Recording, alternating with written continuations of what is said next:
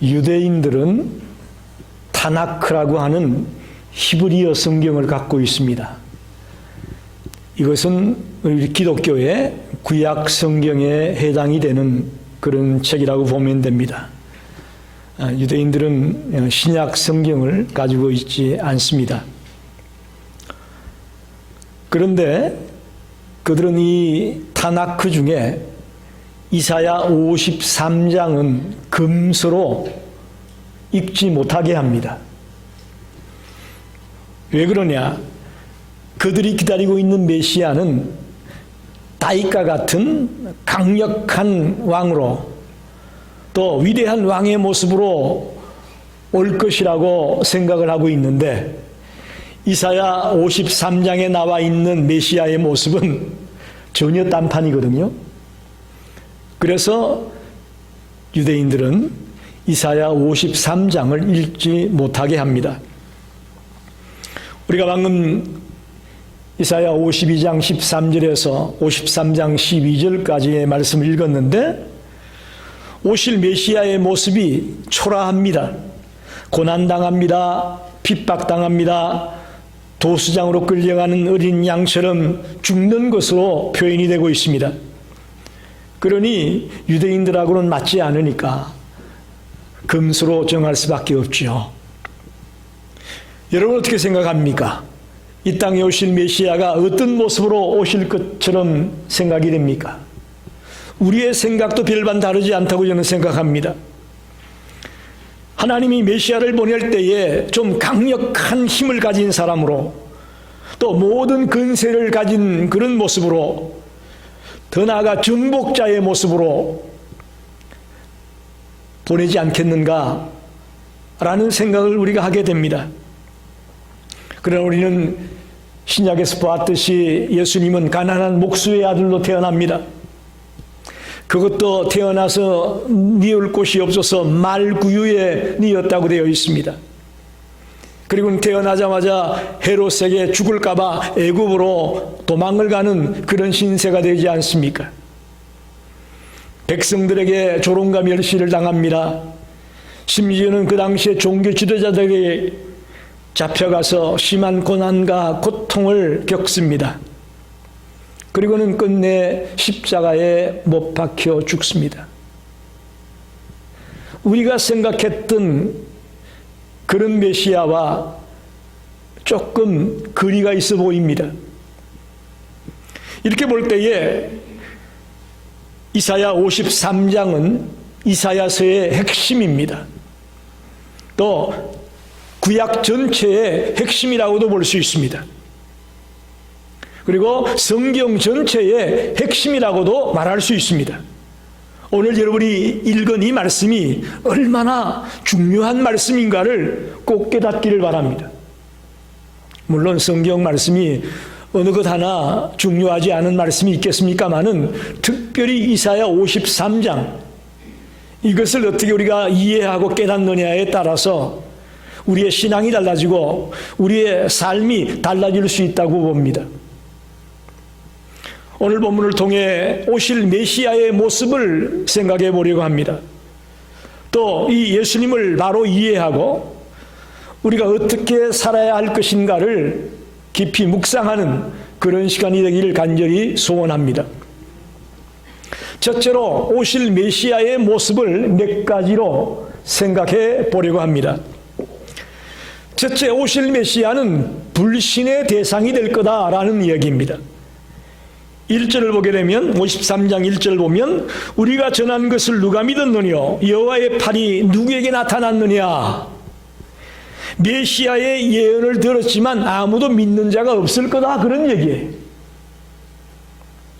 실제로 신약의 요한복음 1장 10절 11절을 보게 되면 실제로 예수님이 이 땅에 왔을 때의 모습이에요.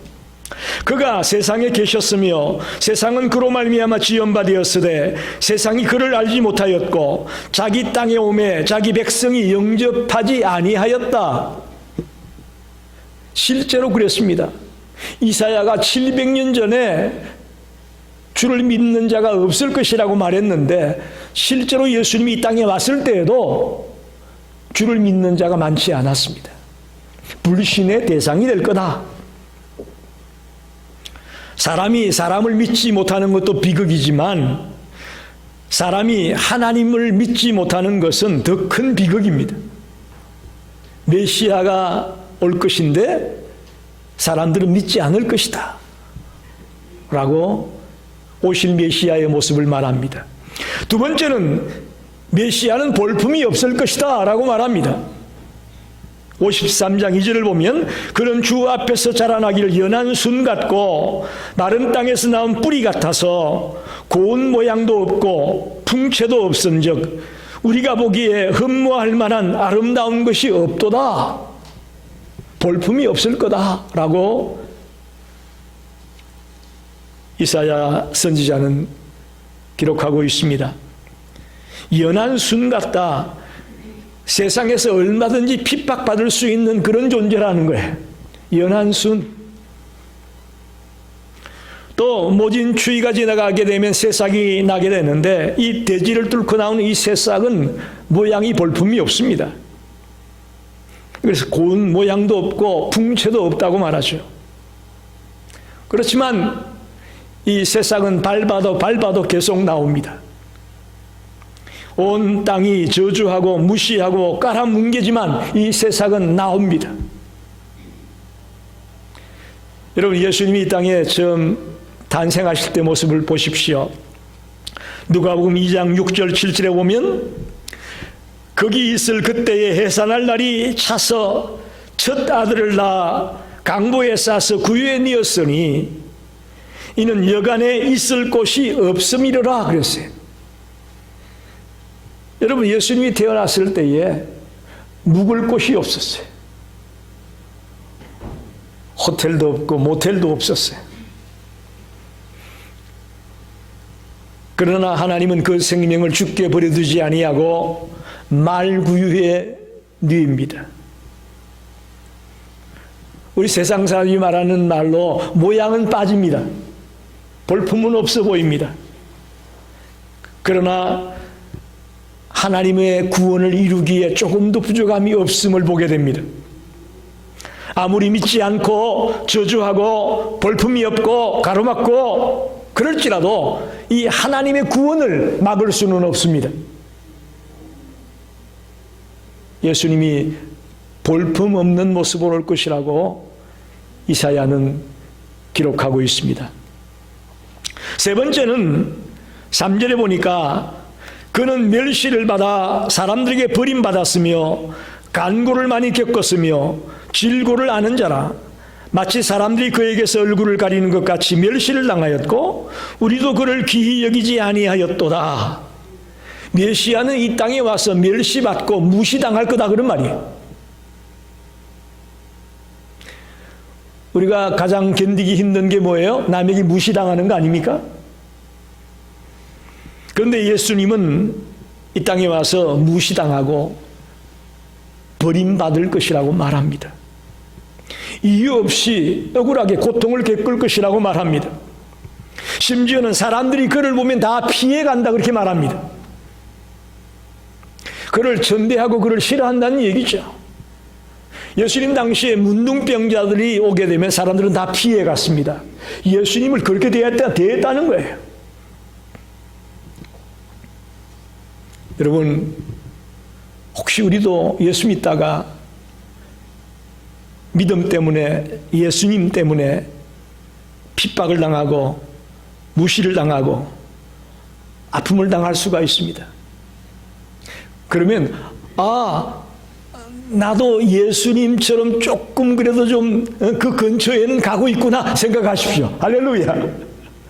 왜 내가 예수 믿는데 핍박당하냐, 왜 고난당하냐, 왜 무시당하냐 이렇게 짜증내지 마시고 예수님이 그렇게 사셨는데 나도 조금 그 근처라도 갈 수 있어서 감사하다 생각을 바꾸기 바랍니다.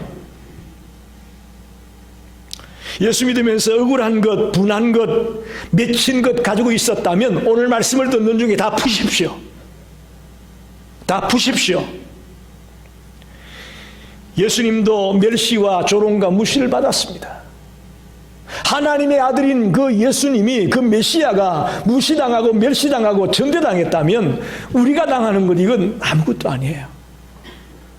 근데 우리는 내가 조금 억울하다고, 내가 조금 분하다고 그걸 사귀지 못해서 힘들게 살아갈 때가 얼마나 많습니까?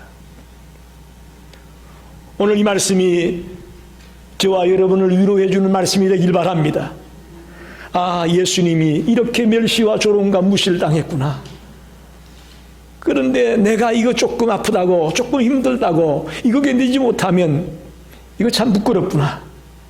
그렇게 생각하면서 주님 앞에 나의 모든 문제를 내어놓고 해결받고 돌아가는 성도들이 되시기를 바랍니다. 그럴 때 우리에게 평화가 생기고 기쁨이 생기고 사랑이 넘치게 되는 것입니다. 주님 주시는 놀라운 평화와 기쁨이 여러분에게 충만하게 되시기를 바랍니다. 예수 믿는 자에게 평화가 있어야 되고 기쁨이 있어야 되는 거예요. 네 번째는 4절에 보니까 그는 실로 우리의 질고를 지고 우리의 슬픔을 당하였거늘 우리는 생각하기를 그는 징벌을 받아 하나님께 맞으며 고난을 당한다 하였노라. 이렇게 말합니다. 메시아는 우리의 짐을 대신 질 것이다 라고 이사야는 예언하고 있습니다. 여러분, 메시아가 잘못해서 맞을 짓을 해서 고난당한 것입니까? 아닙니다. 사실은 그가 짊어진 병이나 아픔이나 슬픔은 우리의 병과 아픔과 슬픔 때문이었습니다. 우리의 죄악의 고통을 대신 지신다는 뜻입니다. 온 인류가 짊어져야 할 짐을 예수님이 대신 짊어지실 것이라는 것입니다. 여기서 우리는 대속이라는 말을 떠올리게 됩니다. 대속. 많이 들으셨죠? 대속이라는 말은 다른 종교에서는 찾아볼 수 없는 말입니다. 예수께서 죄인들을 위하여 대신 죽으시는 것을 말합니다. 예수님이 나를 위해서 대신 죽는 것을 말합니다. 그게 대속이에요. 저와 여러분은 죄의 싹슨 사망이라는 말을 알고 있듯이 우리는 죄인이기 때문에 내가 죽어야 합니다.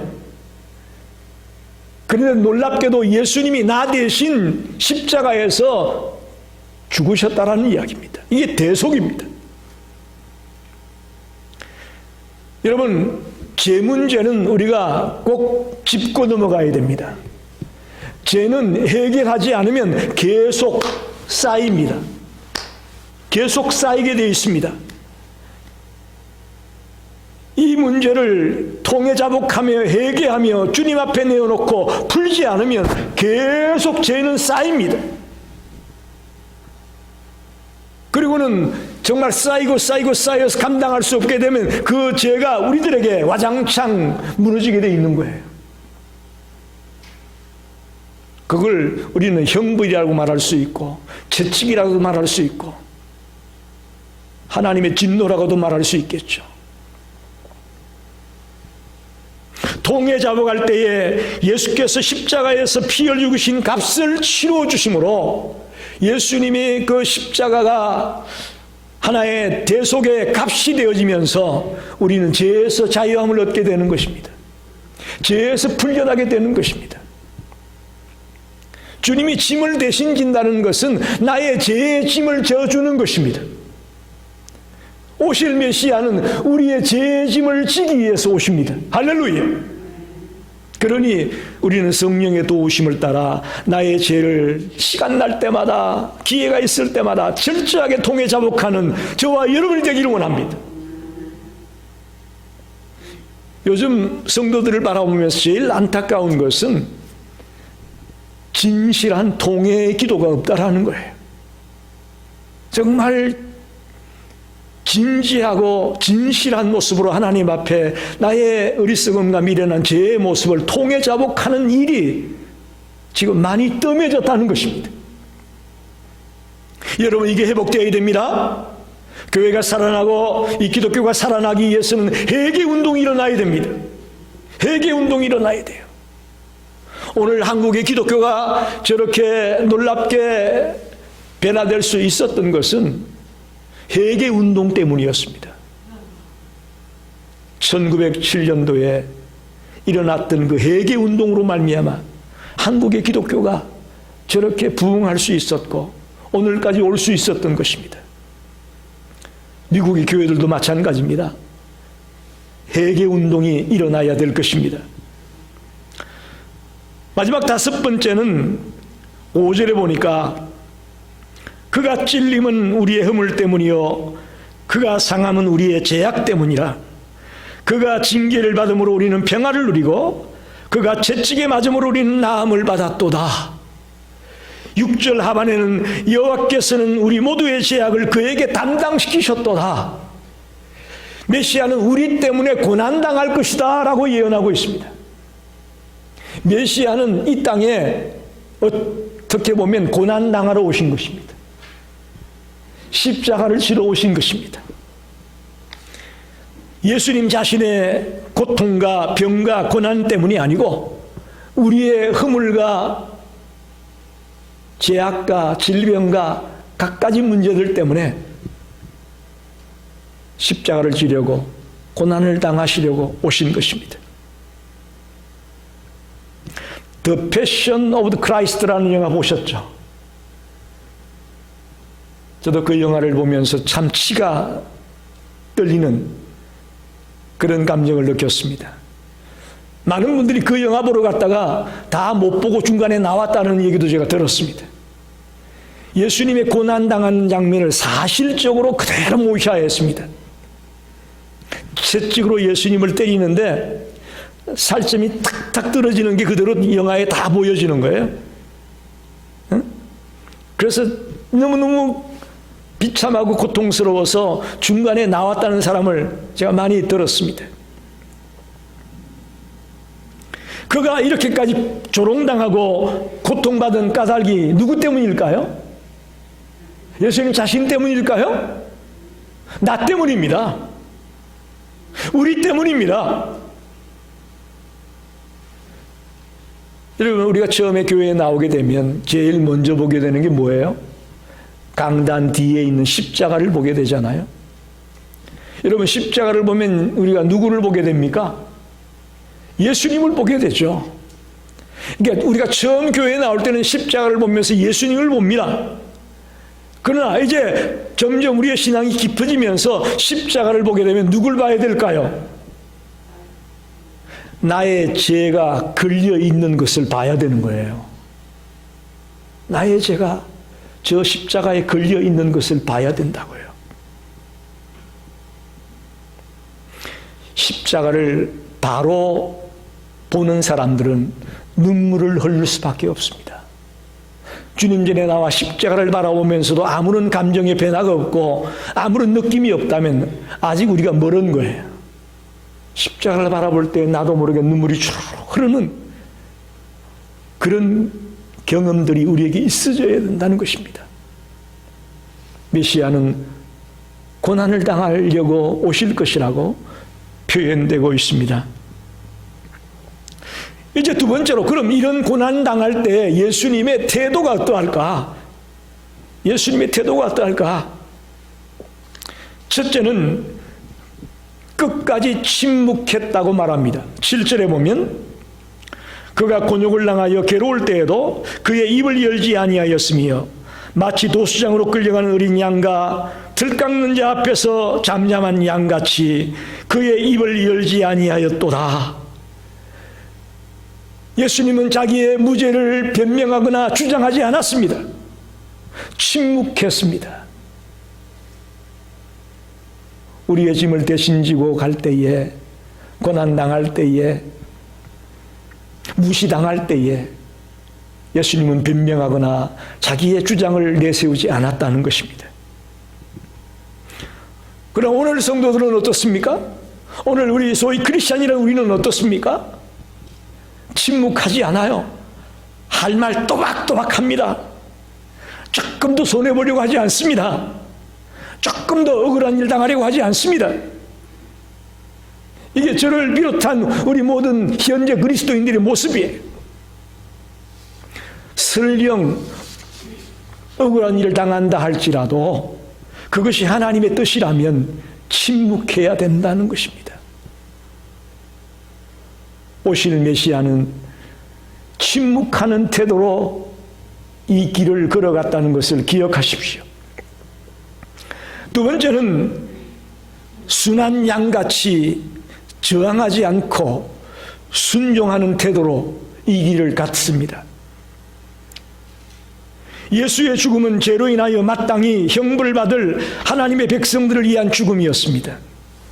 즉 하나님의 택한 백성을 위한 자발적인 죽음, 순종하는 죽음이었습니다. 예수님도 이 십자가를 안 질 수 있었어요. 그러나 그는 내 뜻대로 마옵시고 아버지 뜻대로 하옵소서라는 순종하는 그런 모습으로 그가 죽음의 길을 묵묵히 갔습니다. 예수께서 여호와의 종으로 세상에 온 것은 하나님께서 당신의 백성을, 그 택한 자들을 구원하기 위한 그런 방책으로 예수님을 이 땅에 보내신 것이거든요. 그래서 예수님은 순한 양같이 순종하는 태도로 그 길을 갔다는 것을 기억하십시오. 우리 성도들도 저도 순종의 태도로 이 길을 가기를 원합니다. 크리스찬에게 있어서 순종을 뺀다면 우리는 난 크리스찬과 별로 다를 것이 없습니다. 그렇죠? 순종하지 않는데 다를 게 뭐가 있겠습니까? 세 번째는 폭행도 거짓말도 하지 아니하고 온유한 모습으로 그 길을 가셨다는 것입니다. 하나님은 죄로 인하여 멸망할 수밖에 없는 인간을 구원하기 원하셨습니다. 그런데 하나님께서 죄인들을 구원할 수 있는 유일한 길이 무엇이냐? 자기 아들을 희생하는 것밖에 없었습니다. 여러분 잘 들으셔야 됩니다. 하나님은 이 세상 만물을 만들어 놓고 우리 인간을 지어 놓고 이 모든 것들을 다스리고 관리하라고 했습니다. 그러나 이 인간들이 타락하게 되죠. 하나님의 말씀을, 하나님의 약속을 어기면서 타락하게 되죠. 그렇다고 이들을 다 썰어버리고 죽일 수는 없습니다. 하나님은 이들을 사랑하고 아끼기 때문에 저들을 살릴 수 있는 방법을 연구하셨습니다. 계획하셨습니다. 그것이 바로 하나님이 인간의 몸을 입고 이 땅에 오시는 방법이었습니다. 그분이 바로 예수 그리스도고 그분이 바로 메시아입니다. 12월 성탄의 절기라고 하죠. 여기 추리도 꾸며놓고 성탄 잔식을 해놨습니다. 하나님께서 우리를 구원하는 유일한 길이 자기를 십자가에 못 박아 죽이는 것이었다는 것을 우리 잊어서는 안 됩니다. 예수님은 빌라도의 재판 석상에서 항변하지 않습니다. 예수님은 십자가를 지고 골고다 언덕을 올라갈 때 항변하지 않습니다. 십자가상 위에서 못을 박히고 창에 찔리고 가시밀리관을 쓰게 되면서도 항변하지 않습니다. 한마디 말씀하지 아니하시고 온유함으로 그 일을 가셨습니다. 여러분 오실 메시아의 태도를 기억하십시다. 침묵하셨습니다. 또 순종하셨습니다. 온유함으로 이겨내셨습니다. 우리 크리스찬들이 이런 태도로, 이런 자세로 우리의 신앙을 경지해 나가게 되시기를 간절히 소원합니다. 마지막으로 그럼 고난의 결과가 뭐냐? 예수가 메시아가 이 땅에 와서 이런 삶을 살았던 그 결과가 어떤 것이냐? 53장 10절로 12절 말씀 속에 나와 있습니다. 10절 하반을 보게 되면 그가 씨를 보게 되며 그의 날은 길 것이요 또 그의 손으로 여호와께서 기뻐하시는 뜻을 성취하리로다. 여기 그가 씨를 보게 된다, 그런 말이 나오죠. 자손의 축복이 있을 것이라는 이 얘기입니다. 후손을 얻게 될 것이다, 그런 말입니다. 그리스도의 대속의 희생은 그냥 생명이 사라지고 마는 무의미한 죽음이 아닙니다. 예수님의 십자가의 죽음은 죽음으로 끝나버리는 무의미한 죽음이 아니라고요. 그리스도의 죽음은 많은 후손들을 얻기 위한 생산적인 죽음이었습니다. 할렐루야. 생산적인 죽음. 그분이 죽음으로 말미암아 수많은 생명을 살리게 되는 그런 죽음이었다는 것이죠. 고난의 결과, 첫째는 자손들의 축복이 있을 것이다. 두 번째는 11절 중반에 보게 되면 나의 의로운 종이 자기 지식으로 많은 사람을 의롭게 하며 또 그들의 죄악을 친히 담당하리로다. 많은 사람을 의롭게 하는 역사가 일어난다. 할렐루야. 저와 여러분이 죄인이었는데 예수 그리스도를 믿음으로 말미암아 의롭다함을 얻었다. 할렐루야. 우리가 의인이 된 것입니다. 한번 따라합시다. 나는 죄인이었는데 예수를 믿음으로 의인이 되었다. 할렐루야. 이걸 잊지 마십시오. 계시록에 보면 이 세상 마지막 때에 아무도 셀 수 없는 큰 무리가 흰옷을 입고 손에 종려가지를 들고 하나님의 보좌 앞과 어린 양 앞에 서서 큰 소리로 이렇게 외친답니다. 구원하심이 보좌에 앉으신 우리 하나님과 어린 양에게 있도다. 할렐루야. 예수 그리스도로 말미암아 수많은 생명들이 구원을 얻고 영생을 얻게 될 것이라고 약속하고 있습니다. 세 번째 고난의 결과는 12절 하반에 보게 되면 그가 많은 사람의 죄를 담당하며 범죄자를 위하여 기도하였다.